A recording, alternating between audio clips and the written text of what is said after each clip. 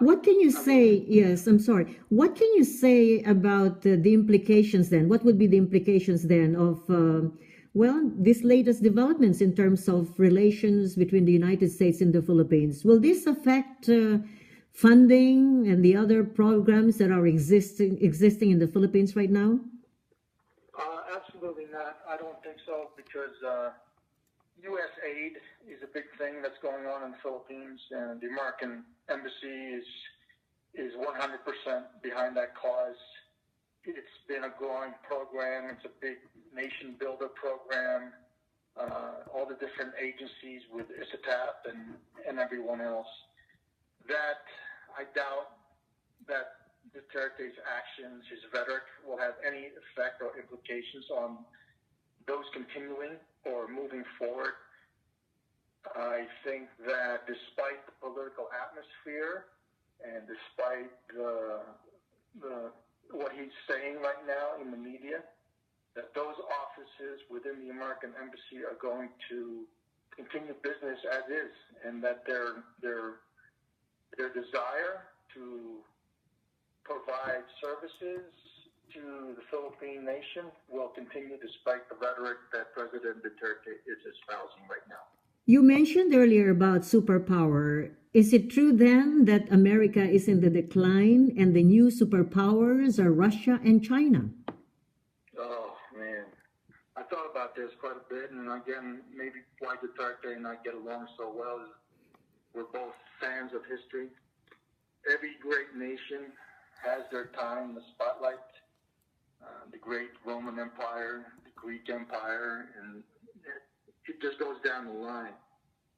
America, I think, has changed. Mm-hmm. From what I've seen before, or from what I've read before, what I've watched before, for example, let's take the pinnacle of Filipino-American relationships. Let's say the 1940s, 40s and the 50s. It was a different America then. It's a different America now. Can you imagine all these people taking a knee when they're playing the national anthem? That's crazy. It's a different America. Mm-hmm. They're more into being self-centered, and I think they're losing touch.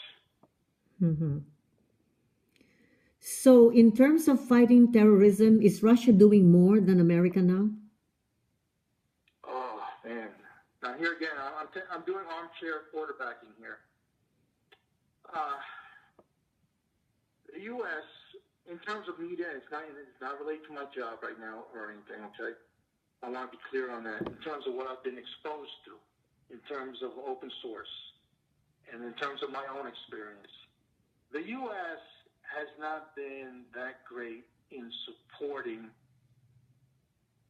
let's say, what do you want to call them?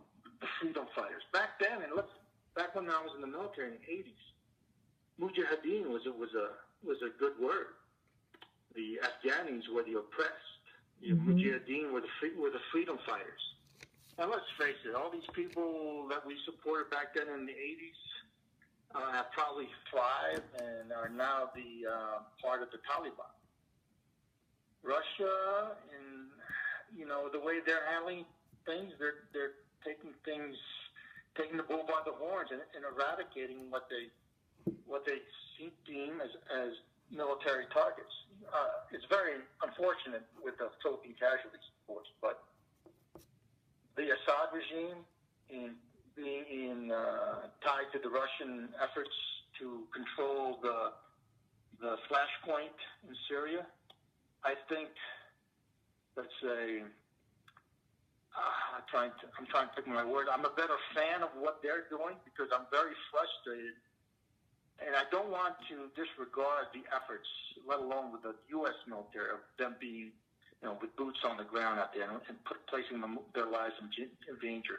But taking multiple step backs in terms of political strategic atmosphere, I think that a stable government needs to be placed in Syria in order to help eradicate the unstable forces, such as ISIS,